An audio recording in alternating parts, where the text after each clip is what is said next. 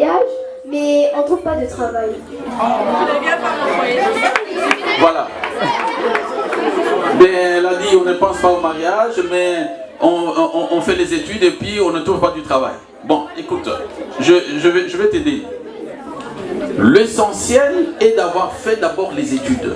Il faut préparer votre tête. C'est cette tête-là qui va t'aider à faire. Parce que ne pensez pas toujours, écoute, n'allez pas toujours aux études avec l'esprit toujours d'aller travailler pour quelqu'un. Vous pouvez vous-même créer votre propre travail. C'est comme ça que vous allez aux études. Vous allez aussi pousser pour créer. Ce n'est pas toujours pour aller chercher du travail quelque part, mais vous pouvez avoir l'occasion de créer.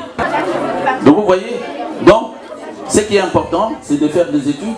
Et les études vont vous ouvrir l'esprit et vous allez créer bien beaucoup d'autres choses et vous allez engager des personnes qui vont travailler pour votre compte.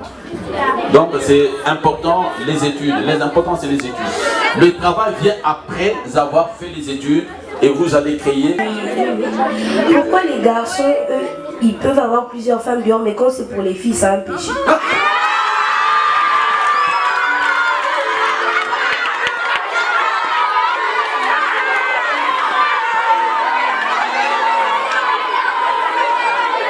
Bon, on va se calmer. La question c'est, un homme peut avoir plusieurs filles dehors, c'est accepté, mais une fille, avoir plusieurs hommes, c'est un péché.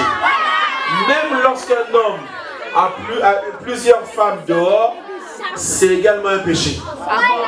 C'est également un péché. Selon la Bible, suivez-moi bien, hein, c'est un sujet délicat. Selon la Bible, c'est un péché. C'est considéré comme l'adultère. Maintenant, nous devons savoir, hein, ça il faut le savoir. Il faut le savoir, écoutez-moi bien. Le code de la famille congolaise autorise plutôt à un homme d'épouser légalement 2, 3, 4 femmes, je pense. Ça, c'est le code de la famille congolaise. C'est légal.